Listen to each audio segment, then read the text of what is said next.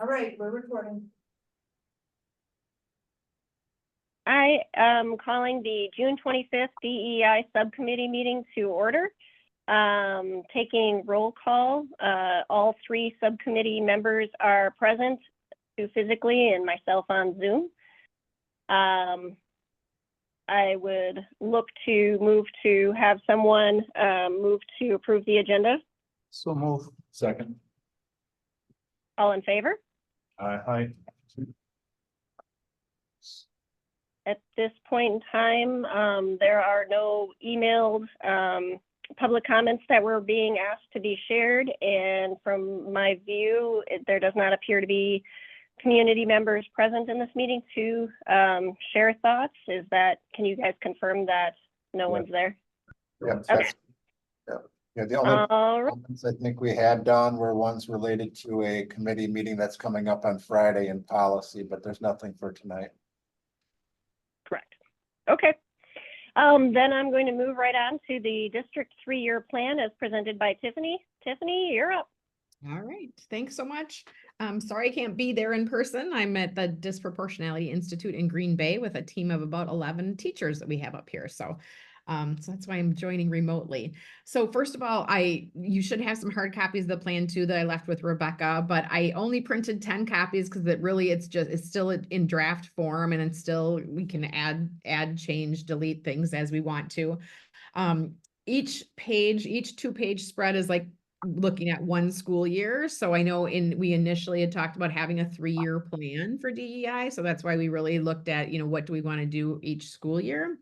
And then you'll see some repetition across years too. And our goal with that was to say, if we're going to do some professional development around speak up strategies, that we're going to make sure we do that in August and December every single year, because we have new staff, we have new students. So you'll see some repetition across the 3 years as well, in terms of, especially around some of the professional development pieces, because those are things that we have to revisit each year.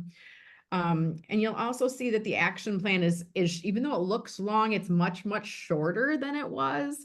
At our administrative retreat a couple of weeks ago, we worked with Percy Brown, and he kind of suggested some streamlining or some things to focus on that he thought that would be most impactful. And we had some discussions about that. So that's why the plan is kind of narrowed down, streamlined to be hopefully have the most impactful strategies across those areas. And you'll see that each year has the same 4 components. So there's a professional development component. So that's like the training of our staff.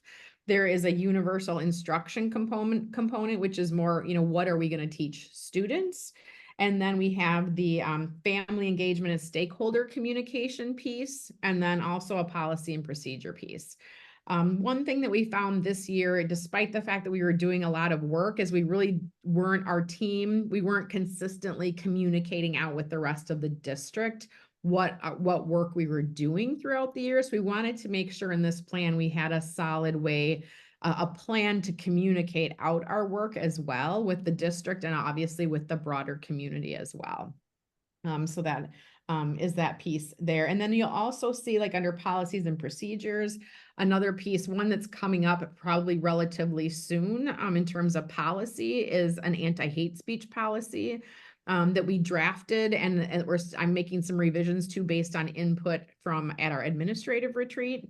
So that is a piece that you'll hear more about coming probably most likely through the policy committee, but that's something that's coming up shortly too. So those were kind of just the basics. I'm not sure how much people got a chance to kind of read the detail.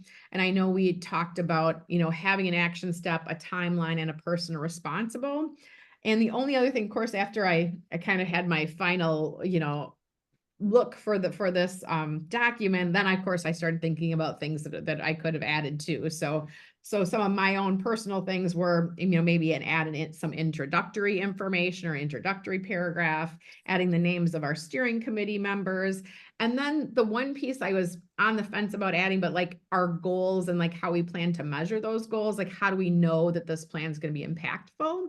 So those were some of my ideas, of course, after I had it in this plan. But again, like I said, this is just a draft and a starting place in terms of like, what's our final plan going to look like. So So then I'll just open it up for questions, comments, suggestions. I do love the pillars. Oh, sorry. Go I ahead. interrupted someone. I was just going to say, I love the pillars, like the foundational categories of the projects. And personally, I would appreciate there being the addendum you mentioned, or I realize it'd be kind of crowded in and amongst the plan to talk about how we plan to measure success. But if we can add that into this document just as a trailing detail, that'd be great, because then we understand our baseline and what we're working towards in the future. Yeah, and I was Go ahead. thinking maybe as part of an introductory page, like having a page that's just introduction and kind of the background for the work, and then having some of those goals and measurables in there. That was my initial thought anyway. I guess the other thing that I'd take a look at, you know, to your point, I think if you understood who this committee is, who's on the committee or the steering committee, whatever you set up would be of interest. Yep, I will add that.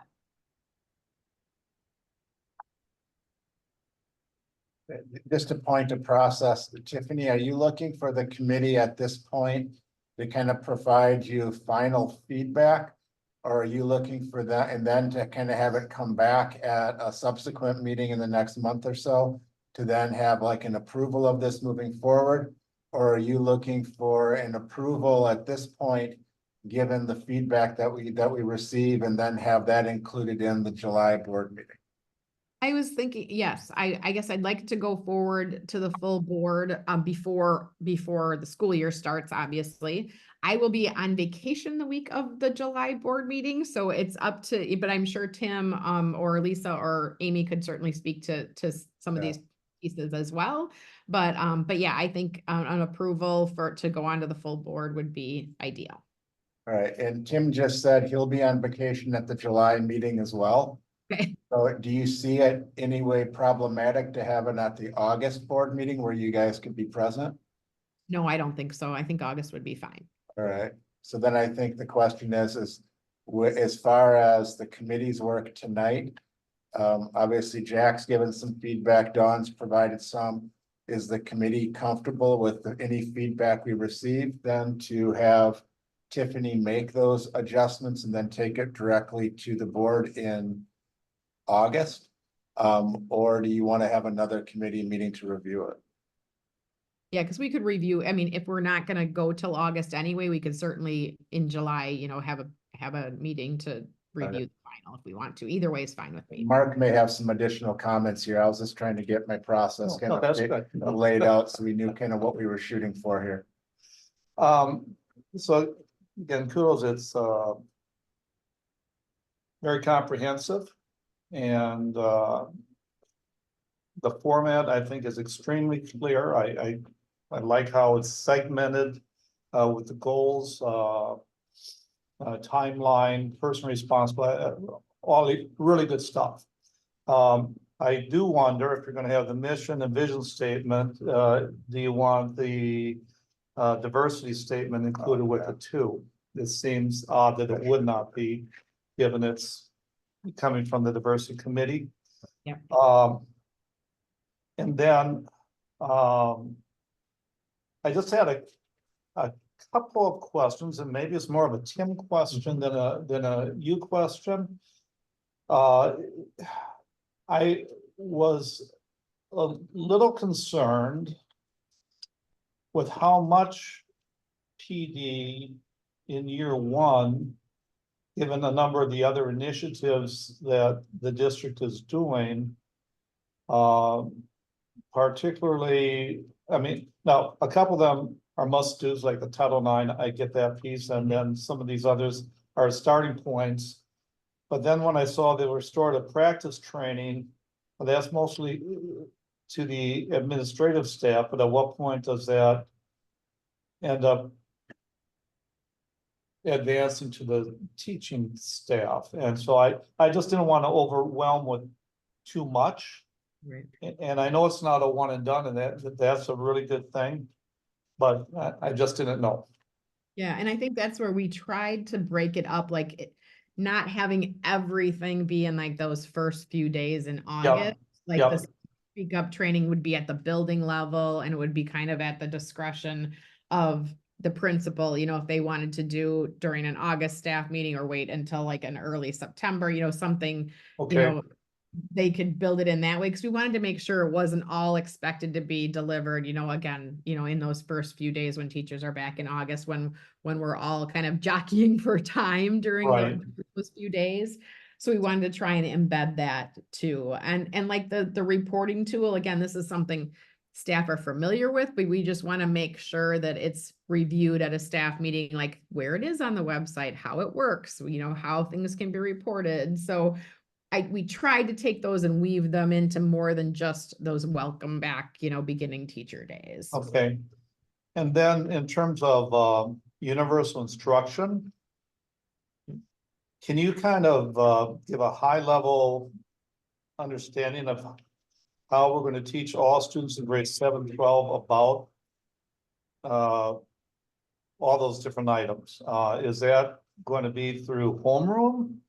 Are we actually asking someone in French or English or geometry class to be doing that teaching of specific lesson planning? Or is that going to be on a need basis where the appropriateness comes up and you need to individually teach? How's that going to work out, roll out?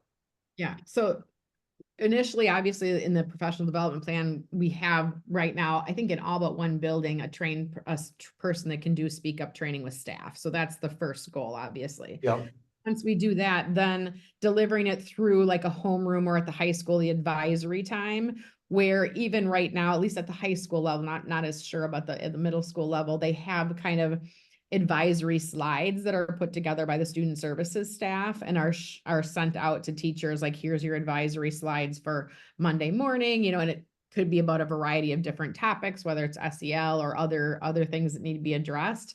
So using that, you know, medium or that format to be able to train students in those speak up strategies is what I was thinking in terms of being able to, you know, it wouldn't have to be outside of the schedule or outside of what teachers are already doing, because we Right. want to embed it in what they're already doing, but have it be part of that advisory or homeroom period at the middle school and high school. okay, that sounds great.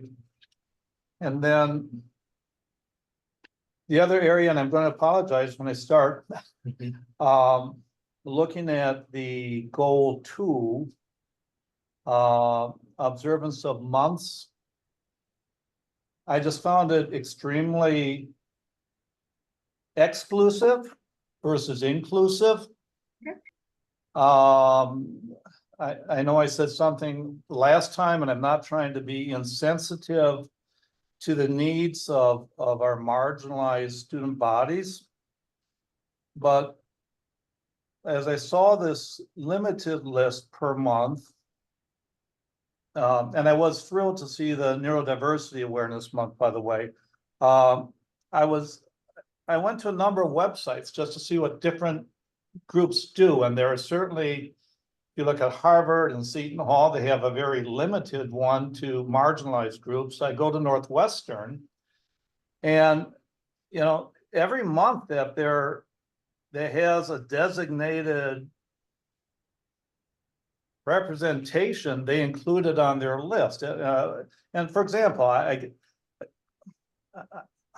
we have where is it?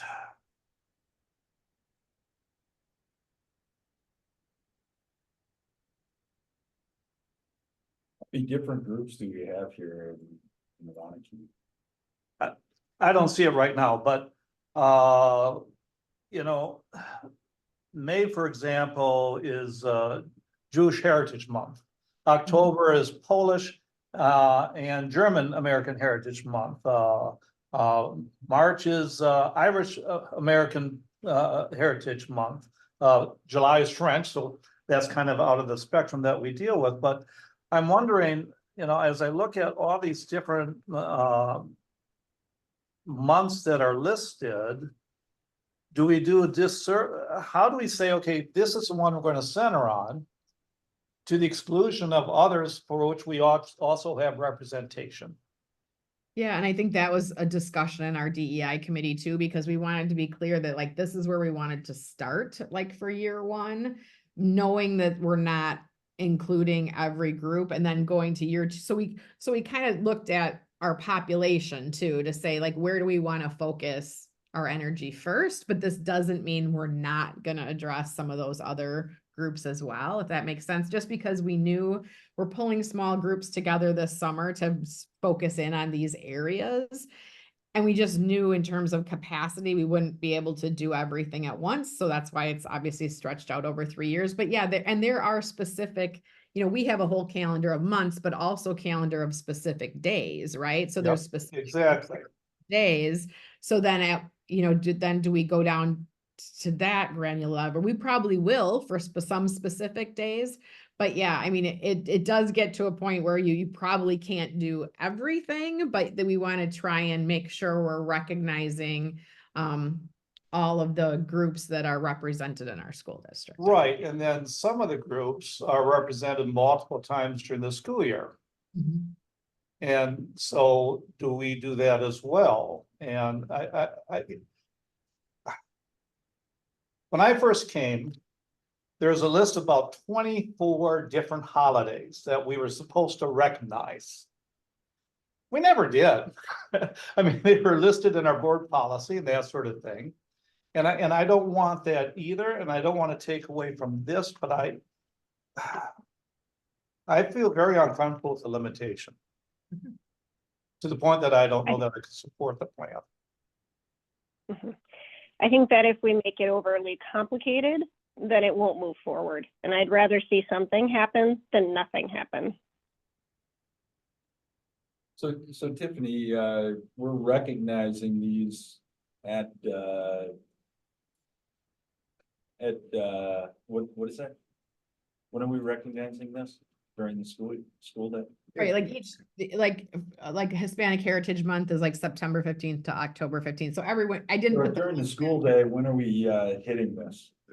And I Contact think, time? yeah, I think you could touch on these in very different ways. Yeah. I mean, some of them just might be something it might be it could be during a class, it could be during announcements. There's lots of different ways, Tiffany, I think you're looking at kind of bringing this into the school space. Everything isn't just a formalized lesson where it's being kind of delivered. And it's really kind of bringing just awareness that we have, that there's diverse populations of our community that we're just recognizing and trying to bring some of those aspects forward. I think that's the gist of what it is. But these Yeah, but so like here too, we have National Arab American Month. We don't have American Jewish Month. We don't have Indian Month from the Indian continent. And I would say we probably have more Indian students than we do Arab students. Yeah. And so, I mean, so it's the selectivity is just kind of interesting to me. And I feel really uncomfortable. Okay. And I just want to point out one thing at the bottom of page 3, where it says develop a protocol for special observances. This is kind of where we're saying, kind of what Randy was just talking about. We just want to have consistency across our buildings in terms of, we just don't want one building to have, Hispanic Heritage Month and they do bulletin boards and a library display and they have speakers come in and they have, and then another school does nothing. So we just want to have like our minimum consistency across schools, if that makes sense, in terms of, and these were some of the ideas in terms of having kind of a protocol that we would do some type of a messaging to staff around whatever the observance month was, messaging to families, message on social media, daily announcements, like Randy mentioned, bulletin boards, library display, that kind of things, just so we kind of have a consistent plan across each building. But we know we can't address every single thing at once. But I'm definitely open to changes, revisions, that's what the point of you reviewing this tonight is, giving feedback and talking about how, and maybe Mark, maybe you could clarify, like, should we include an entire list of the things we plan to address over the course of the year, and the tricky part is how do you prioritize it? Because we can't do everything at Well, a once. big part of DEI is inclusion, not exclusion. Mhm. And we're including a very small sample. And I understand the need to make welcome marginalized groups, but in so doing, my fear is that we marginalize other groups because they're excluded and are going to be viewed as insignificant, unimportant, worth mentioning. Mhm. And this becomes government speak of what we represent. And so if I have a constituent that says, so what you're saying is you don't value the Irish American influence in our heredity, because you're not recognizing it like you do the other groups. I don't have an answer, except that this is what we do celebrate. I can't address what we don't.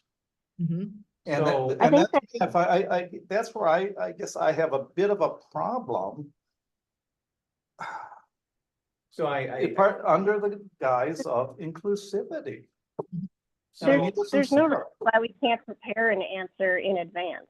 And the events that are geared up, primed up to be recognized in the first year are groups that are marginalized. And, you know, American Irish aren't amongst that group. And, you know, I'm kind of going to my notes because I had reached out to the Wanna Talk diversity group to open up a conversation about this, because the beginning year is to bring awareness around groups that are very much present in the schools, but there isn't a great understanding about those communities, and that understanding is the first step towards engaging with them and not doing things that are harassing in nature for these groups. And, you know, you mentioned feeling uncomfortable, Mark. The fact of the matter is, what some of our students are experiencing in the schools is exceptionally uncomfortable for them. And if that means that we have to be a little bit uncomfortable to enact change, then I think we should be willing to take that on. And we can talk about an intelligent, measured response to those who are concerned that we aren't having things like Irish American Month. Because the fact of the matter is, racial slurs aren't being leveled at the Irish American population. How of about our Jewish schools. American Month? Are we having slurs leveled at the folks In our who are society, we Jewish? certainly are. In our society, we And we certainly are, have but Jewish not. students in our school. And I mean, it's a whole different rabbit hole, but the fact of the matter is, the folks who are experiencing the most targeted racism and hateful comments aren't the members of the Jewish faith, because they don't present as being anything. Their religious nature doesn't present outwardly And I can, targeted. I can accept what you're saying about that, Dawn. But then I would still like something universal, not unlike what one of our neighboring school districts does, but in recognizing all of the heritage of the student body through representation of something. They use flags.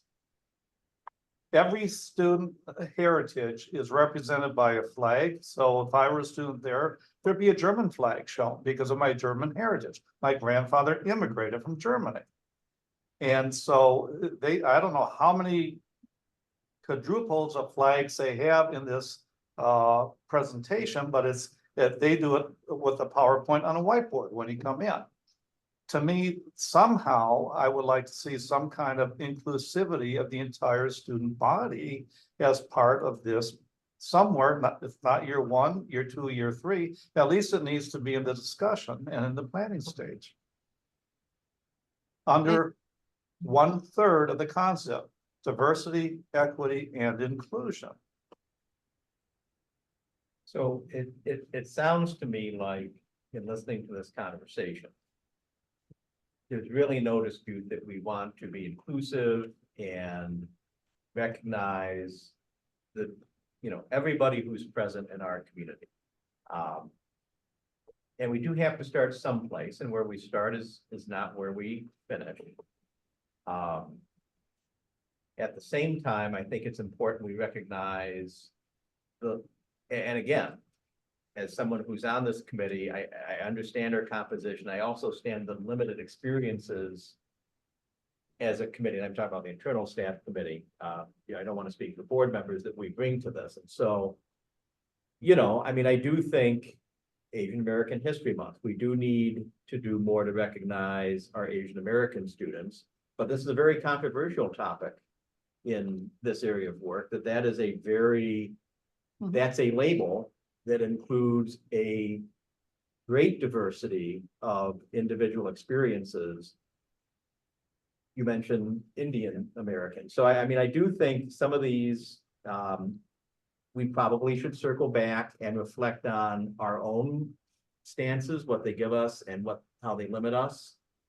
And look at this perhaps with a different lens. I think, Dawn mentioned engaging members of our community. I think that never steers us badly. So, obviously we want this to move forward in concept. I think we're really getting, we're spending time talking on particulars, and these are important particulars that are being mentioned. But, I think Tiffany, we've always talked that, this is ongoing work of the committee, and we might want to be flexible in how we approach this year by year, I think.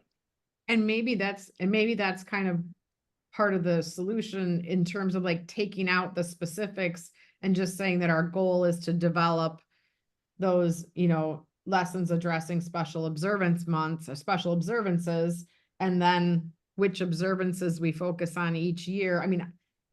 It will really be based on some of that like community feedback and some of those pieces. So I don't know, I'm just brainstorming some ideas. Yeah. I guess I'm trying to understand when you create lessons or slides, is it, you touch on it one time during the month, or is it, once every week, or, is it 10 slides? Is it a whole lesson? It's trying to understand the process there. I think some of it gets to, let's use a couple different examples. Hispanic Heritage Month. Right now, when we take a look at we have a Spanish language and culture taught from kindergarten on. Yeah. So there's probably more that's kind of articulated just as part of that lesson, but also articulated probably more during Hispanic Heritage Months in those classrooms. You have other items. You mentioned the observance days. DPI observance days are still there. There's like 27, 28 of them, and they're usually unique individuals or points in history that our legislature has decided should be recognized. Some of those are recognized solely by saying today The morning announcement is Mildred X Fish day, Harness Day. and this was the person who did this in Wisconsin. So it's recognized in that respect and no further. So it may not be where it's a whole PowerPoint presentation lesson taking up time. And I think you're gonna see as you work through these, there's gonna be different levels of how you're gonna approach it just based on kind of where that is. But when you start to look at our growing populations, our Spanish speaking populations are growing, but we've also learned that we have diversity amongst our Spanish speaking populations.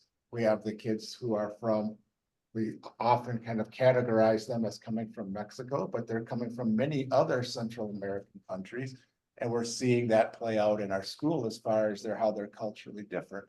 So I think some of it's just pointing out that every person who speaks Spanish isn't from the same place. And I think when you start to look at our other growing populations, our Asian populations growing, our Chinese speaking or our Chinese population is a growing community within Waunakee. You look at what Rosie does with the Chinese New Year. Mhm. I mean, that's a piece, that's a way that you observe it. And that could be part of, that's a community event. There's hundreds of people there when you go to that. You may not have that same thing when you're doing something with another observance. So I Some think of it's it may gonna have to be, do with it's gonna be. Student different. initiative. Right, and as Tim said, our students that are coming from India fall under the Asian category, but they're very different from any of, from the Chinese, Japanese, Korean, etc. And those are all different amongst themselves. So some of it's just bringing that awareness to it, that of kind of who you are. So I don't think they're all, in my opinion, they're not all formal presentations that take place at this time, and some of them are just infused in instruction, some are announcements. And I think what Tiffany and her group are trying to get at is, let's just have a consistent approach so that if we're going to state that we're going to recognize Asian American history, that we at least do something consistently across the elementaries and appropriately at the grades moving forward. So maybe the next conversation is to kind of move this piece kind of is I think there's at least understanding of, I think that there's agreement that this is something worth putting time to.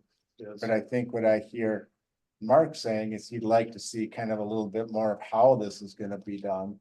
And maybe that's just has to be broken out a little bit more and pulled back a bit before it's kind of. And I think you've articulated, Tiffany, that you already are looking at, and I don't know where you were pointing to, I think it's looking at kind of part of the action step is kind of the work group working on some of these. And that may be a piece that as you kind of move forward in this committee, that's a way that you kind of bring some of that reports back to see how those went and what they looked like. Yep. So, just a few That thoughts. could be a metrics.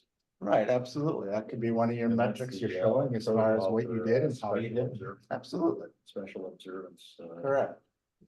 I think you also dovetail it into how do some of these intersect with some of the already required days that you have per DPI that Mark was talking about? Because some of those absolutely intersect or have individuals who are being recognized that would be representative of one of these groups. But I think to Mark's point, I think we've got to be inclusive. You know, I think it's, the whole community as opposed to just a part of the community. And I think if you're inclusive, you're going to be successful. So how do we do that? In plain. Right. Right. Tiffany, what would help you as far as kind of the next steps? Or have you kind of gotten at least a gist of kind of the feedback from the committee as far as how you could maybe structure this in a way to address some of the thoughts? Just to kind of see, Yeah, I mean, we need to kind of get some more information here as far as what that might look like, or if you have an idea of how you might want to move this item forward, give you an opportunity to express that. I feel like the notes that I wrote were in terms specifically related to special observances, that maybe there needs to be, like, again, in that introductory section, explaining like, this isn't, we're starting our work and there's not like, this isn't, we're only doing this and nothing more. So some explanation, but then also maybe, either reworking the specific, observances we plan to start with and continue with each year, or like I said earlier, maybe taking out the specificity and saying that our goal is to develop lessons around, 5 or 6, I can't remember how many are there, 5 or 6, each year focus on, creating that protocol or having that consistency across buildings for at least 5, special observances. So maybe you just take out the specificity and make it a little bit more general so that we can really focus on. And I don't want anyone to feel excluded. So I don't want, a family that doesn't see themselves maybe in year 1 to feel like, oh, well, I'm not important enough to, our family's not important enough to be focused on in year 1. So maybe it would be good to take that specificity out. So I guess So that, a recommendation, on the Northwestern University website, they actually have a link to the committee for recommendations for including groups that are not currently on the list for the committee to consider. And so something of that sort might be a benefit. Mhm. You know, I don't know if immediately, but in your planning stage, some way to take nominations or recommendations, whether it's from the school community or the community at large, and for people looking for add-ons to the list of recognized groups. Something to think about. Yeah, I can look at that. I can reference that website. Just, With regards to this part of the plan, Tiffany's kind of put together some thoughts as far as how to kind of pull that from the specificity and kind of put some focus on with her committee to determine kind of what the focal areas will be. Obviously, taking in some of the feedback that's been provided here, but still wanting to keep this moving forward as an important part of the work. There's not time in the summertime here to bring this teacher committee back together. I guess the question I would have is then, given kind of the feedback that's been provided under this section and any others that have been provided as well, is the committee comfortable with then Tiffany reworking that aspect of it? And then having that kind of roll into the August board meeting? Or do you as a committee, as a board committee, want to come back together before you see it in August? I'm comfortable with rolling forward. With going forward to Sure. August? Jack, you okay with that? One less committee meeting? Dawn, what are your thoughts on that as the chair? Yep, I'm good with it going to August. All right, so we've got a few different feedback pieces. One was adding membership. So you have an idea of who the staff members were or their positions. Adding the DEI vision statement or mission statement. I think, Mark, you added that. Dawn, I forgot what you were asking for, just more specificity on it. Was it measurement or was there another piece that you wanted more specificity on some of the pillars? Yes, it was an addendum at the end, indicating what the goal is and how it's measured, so that we have our baseline and know what we're moving towards and how we determine that. All right. And then just the conversation, then based off of the conversation we just had with regards to the action step on the special observances and kind of reworking kind of how that's formulated. So with those changes, and I don't want to cut off the conversation, but are there any other feedback pieces for Tiffany on this?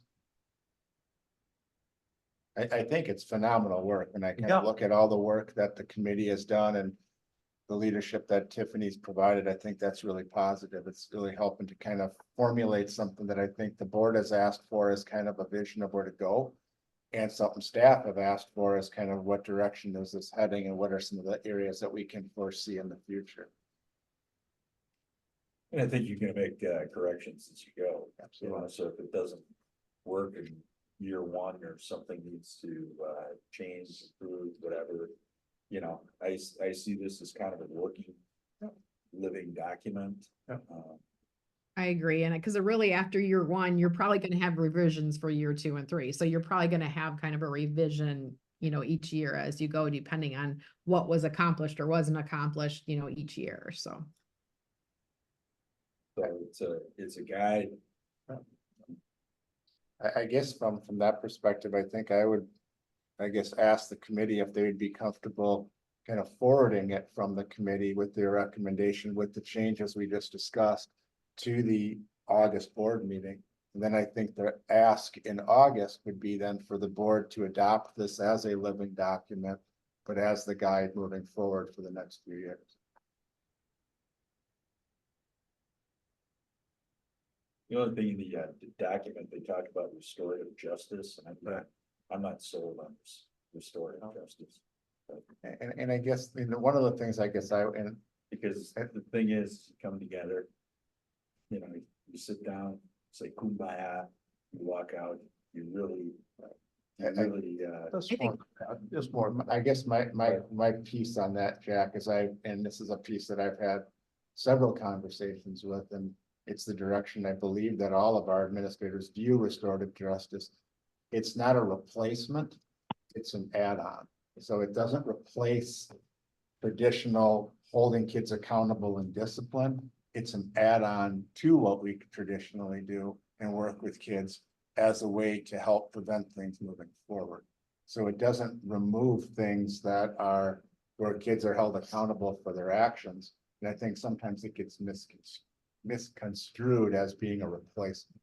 And I guess the way that we've articulated it, and particularly I know Lisa's led a lot of that work, has never viewed it as a replacement, but as a continued supplement. I mean, you've even seen it in some of our expulsion agreements. We've added that in there as appropriate, not to diminish the action that the kid has done.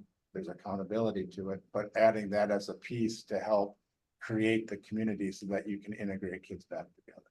That's how I look. And I'll just clarify too, that there is a difference between like restorative practices and restorative justice. Right. That there's- Yeah, And then great point. training is around restorative practices in terms of, and that just means like recognizing and honoring every kid's background, what they bring to the table. So it's really about how we develop relationships, how we maintain relationships, and how we, repair relationships when they're damaged. So that's really the bigger picture of restorative practices, whereas restorative justice is more of that, something happened and like, how are we gonna fix what happened? And there definitely is a perception out there that means there's no consequences, but Randy kind of covered that already in what he said. It's absolutely doesn't mean there's no consequences.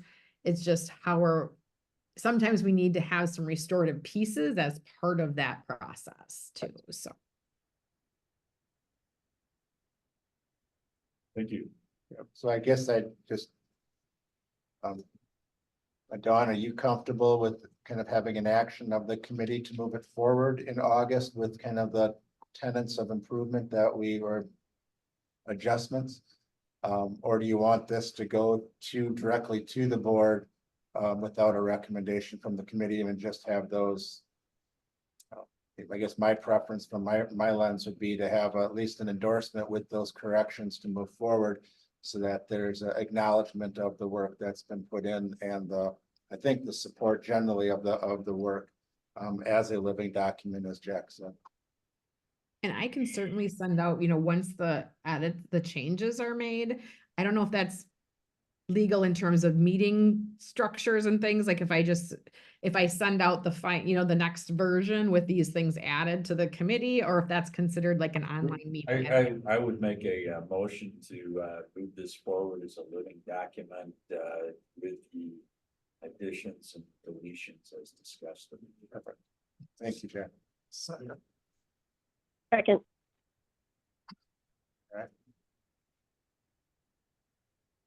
All in favor? Yep. You have to vote now. Yeah. Aye. All right, awesome. Thank you. So Tiffany, does that give you the direction you need?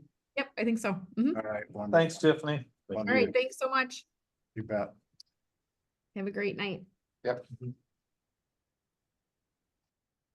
Randy, were you taking the themes from the student listening section? Yeah, I'll take or- that one. Yeah, I'll take that Okay. one. The last time we were together, we reviewed really the kind of the raw data notes that came out of the 6 different student groups that met with the board this spring. So we had the principals council, the class officers, Los Soñadores, the Young Conservatives Club, now Turning Point, student council, and the Black Student Union. What the committee wanted to see was just kind of what themes developed. I think when I reviewed those items, there were a few themes that I tried to pull out. There was also kids just talking about life at the high school. Yeah. So I think you kind of have 2 different pieces of this. So the notes that the board provided have been given to Jim, who's obviously supervises the secondary level, and they've been given to Brian Borowski, the high school principal, because this is where they came from. But what I tried to do was just summarize what I thought were some of the high points. Couple themes I saw were the kids being appreciative of their teachers, seeing that they were knowledgeable in their content. They felt generally as if they're cared about by their teachers. that they have good instructors, easy to connect with, helpful, and they build connections. So I think when you look at from an instructional standpoint, those are really positive aspects of what I think you heard from a few different groups that they felt about their teachers in general. Also a point of view, and we've heard this one in the past, is also just having staff be aware of their biases as far as kind of what their own personal beliefs are and how they may find their way into the classroom, and then how that impacts a student who may have a dissenting opinion, regardless of where someone falls within the spectrum of beliefs, but just being more aware of kind of how your presence and how you present yourself in the classroom can also impact students. I think that was a piece that came out of that. I extrapolated that out there. I think it was particularly articulated by one group, but it's definitely been a piece that we've heard over time from students, and particularly seen through things like kind of the student reporting portal, etc. The third item there is one that I think is not only touches on students who are coming to us from a different culture, but generally is just students coming to us new to Waunakee. It's looking at just how hard it is to move into our community. We have very well-established organizations. And sometimes kids, I think, are feeling like they're harder to get in and connect with. So I think this kind of plays into, I know Annie's done a lot of work with trying to get, how do we do a better job of welcoming new families to our community, providing so that they know what opportunities exist. The examples that came out specifically were sports and band. And we certainly see that athletics starts at kindergarten all the way on up. So those are very well established. And just how do you get your child involved in those when you move to the community, particularly between school years? And then also looking at things like our other extracurriculars, like our band programs and our arts programs, which are equally participatory with kids, and just how do you in a larger school environment become and feel welcome there. So I think that's a piece that there's some work started on that already, but it's great feedback to hear how kids are feeling. The other piece, and I think it's something that we've talked about at the board table, is kind of the value of all the clubs at the school.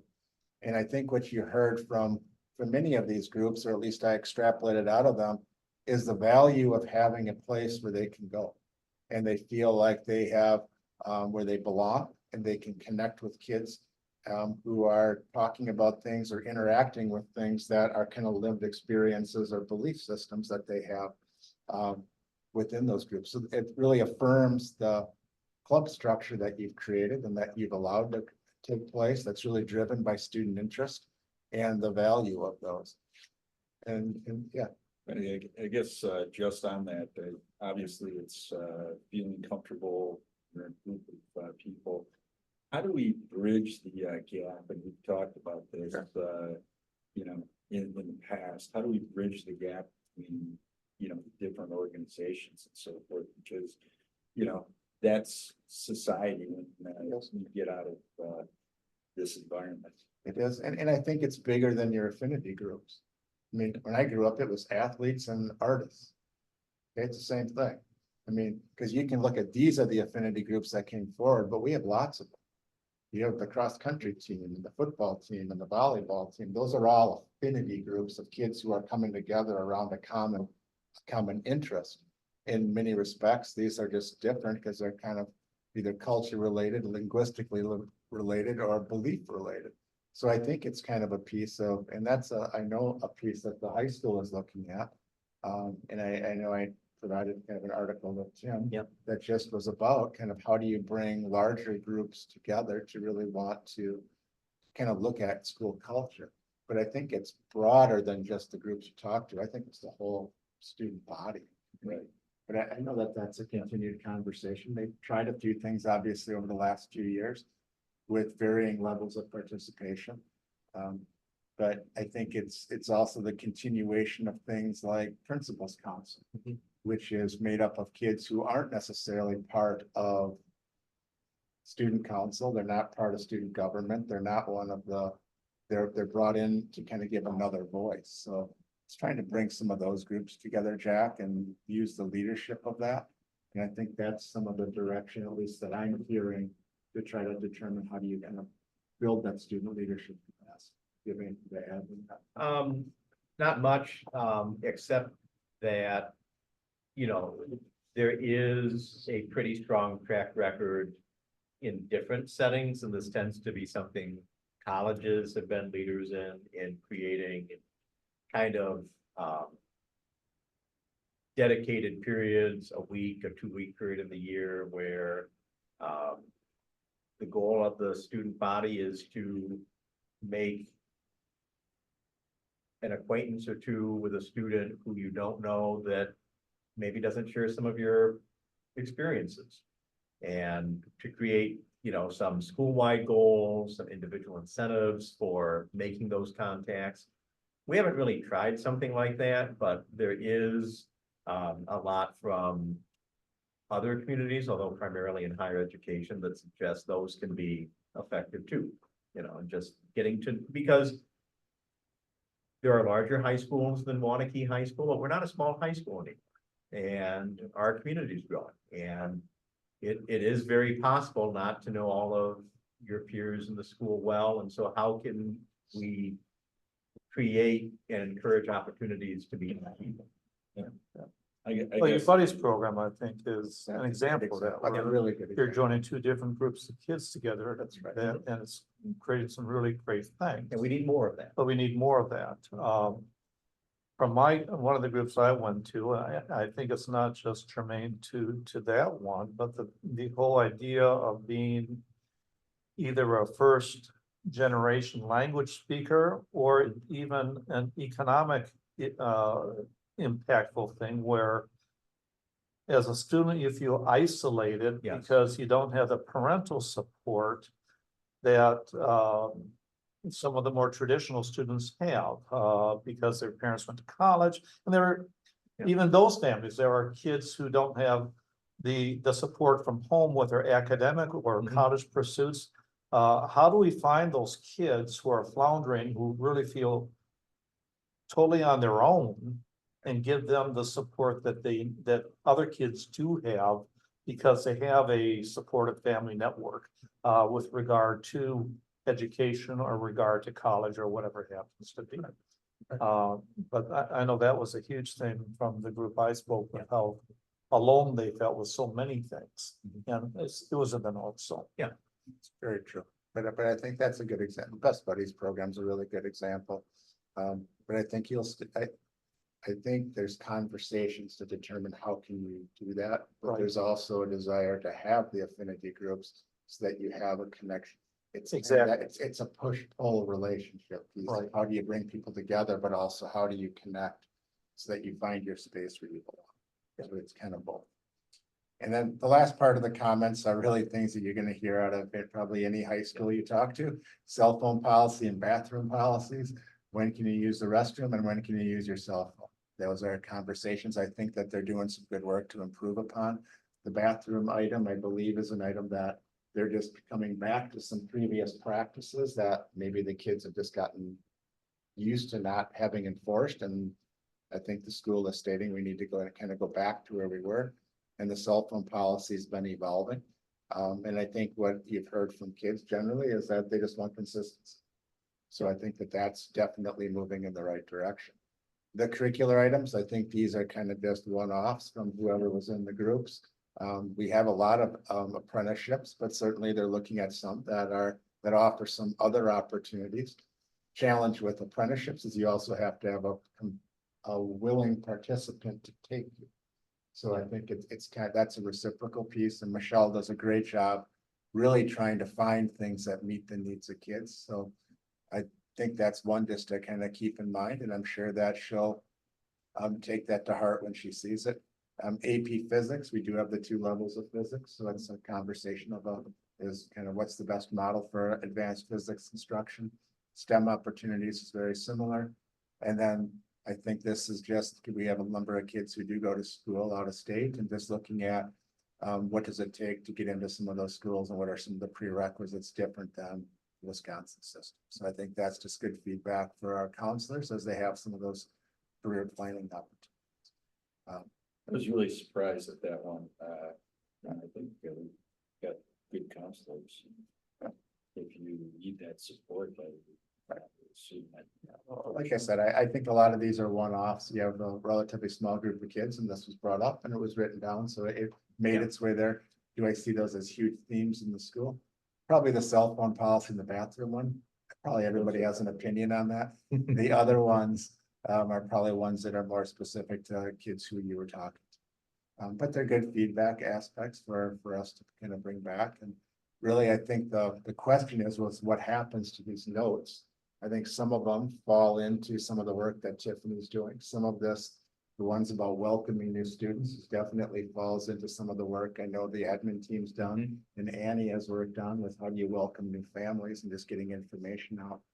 And then the rest of these pieces, I think, are parts that go back to the high school and are part of the work that Tim does with the admin team at that level to kind of see, just to make sure that those are brought forward and see where those connections. So to that point, we developed a protocol. And one of the protocols was to get back to the students with whom we've met and share Yes. Yes. the process, the follow-up with them. I don't, well, I know I didn't do that. I'm pretty certain none of the other groups did, but our individual leaders. Is this something we do next fall as school board, just send out a message to each of the groups we visit, or how has or will that be? Are we gonna? Was there something, Rebecca, that Or came was up there with Joan, something the similar? advisors? I'm just trying to think, or am I confusing it with something else? The advisors as in. As in these, The affinity group. the affinity groups here, where that basically said that these were shared with the administration. Yeah, I think she did, yeah, actually, I think she did send something, but I will double check with her. Okay, I'm not 100%, but I Okay. thought, I know Joan was getting back to, with the listening sessions, Okay. definitely got back to like the teachers. About that, what happened with the notes that came from there, and I thought she did it with the advisors of these. I think I might have seen that too, and okay. I do think, we can always reference this when we get into this cycle next year. Yep. Maybe, this year we need a little more lead time because we were introducing that new protocol. Maybe we can start the scheduling process perhaps a month earlier in the upcoming year, which gives us a little more time at the end of the year to kind of, I think Well, and we Randy closed the kind loop of this screwed year. the whole schedule up with that whole search thing we had to do. That kind of took priority for a We're not while. gonna have to do that next year. Right. We got another building going up there, so Yeah, there's a lot of other stuff. one problem out of our way, we put another one in. That's right.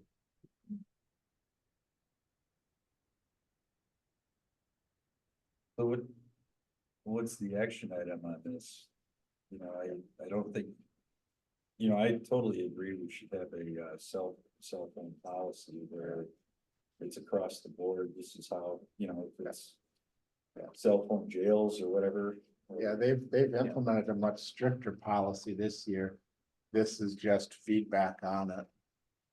And I think that they've implemented a stricter rule on, when they want kids to be using the restrooms, so that they're not just leaving class at any point in time. So they're trying to tighten some things up at the high school. And this is just feedback from kids with Yeah. regards to their And beliefs. I agree with these things. Yeah. And I don't want to take it out of the principals, or the building administration's hands. To me, I think this is kind of a list that's good feedback from the kids. It's good for you to know. Some of it fits into some of the other plans that you're seeing. Mhm. And I think a lot of it, the onus goes back to the administration to kind of say, take this and say, Tim meets with the middle school and high school admin, and this is part of the feedback from the student body, and where do you go with it? That's kind of where I see this piece going. And obviously, there's some of this that's supported through some of the things that Tiffany's work's already articulated. right. You start looking at, affinity groups and having the conversations of why do we have a BSU or a turning point group or whatever those other affinity groups are. I think there's evidence here from students that says that those are a value. So I think that's important for you to hear, and that's your action step. It's affirming work you've already done. It also talks about how hard it is to move into Waunakee. Whether you are a student in a marginalized group or you're just a family move into Waunakee, there's both there. As far as trying to find your space and finding keep people who've had similar lived experience and then moving into a pretty robust and fast moving environment. So do you think, moving into a district is difficult? Right, but do you think it's just Waunakee or is it it depends upon when you, right? That as far as the age of the kid, because I think the piece that's unique, this is my opinion, this is a database. I think moving into Waunakee is there's so many things that are just part of, well, everybody knows this is when you sign up for X. It's not necessarily just broadcast out there. It's not front page of the Tribune. It's not, and trying to just bring, and then when you move into town, you miss those things. But You there's don't also know the how fact, do you, when does, it's try, and that's part of what Annie's trying to put forward is when a new family comes, here's all of your options, here's who you contact, and here's when you sign up to get involved. I think that's part of it. And then it's also just realizing that as you come into our schools, there's a lot of, particularly as you get into the high school, this is high school students talking, is that it's challenging to kind of find your niche right away. And I think that they've done more with trying to help articulate who are the new kids, that particularly at the secondary level, and help them navigate the whole system better. That's part one of the things though too is our sports affinity groups or clubs, whatever you want to call them. They don't send out community-wide announcements about signups for, by and large, they send them out to their club members. Now, the village rec department does a pretty good job of corralling a couple of those, whether it's baseball or softball, for example. But when you start looking at whether it's lacrosse or hockey, there's no longer a community message to sign up. It goes out to your club members, and if you're not a club member, Or you don't know a club. you don't know about it. And that's the connection Annie's talking Yeah. about. You want to play basketball, here's who you contact, and Right. here's how you get in the pipeline, Yep. here's the website you go to. I mean, and when you, and the same is true, when you talk sports, because that's the one that's the most prevalent. Right. But it's the same when you get into the arts. Yep. Where do you want to, what are the options if you want to be in drama? There's different drama activities throughout the summer, Right. but you have to be within that community to know kind of where those are. And I think that's part of what we're trying to do, take on a little bit more of a community role of how do you welcome families that happen to have kids in our school and help them become more engaged. And I think the one, because I do think we've touched on most of the aspects of the being new to Waunakee. There is one other aspect where one of our strengths in general can make it challenging to move in, which is we have a lot of, and you mentioned athletics, but this again is true in the arts, music, other areas as well. We have a lot of activities, and we have a lot of activities that are vertically organized down to very early ages. So the experience of when a child comes into Waunakee young and maybe coming in to Waunakee in adolescence can be different and maybe a little harder here, in part because our community does offer so much and it is so organized and structured. You're joining something that's already been up and running as an experience for some of your peers for several years. And that's not always the same in all communities. And so we generally think of that as a strength of our community, but it presents a unique challenge to kids who are new to our community. anything else? That's all we had from our place. All right, I'll take a motion to end the meeting. Motion to adjourn? Second. All in favor? Aye. Aye. Thank you, Dawn. All right. Thank you. Thanks, Have a Don. good night. Tiffany. Thank you, Thank Tiffany. you.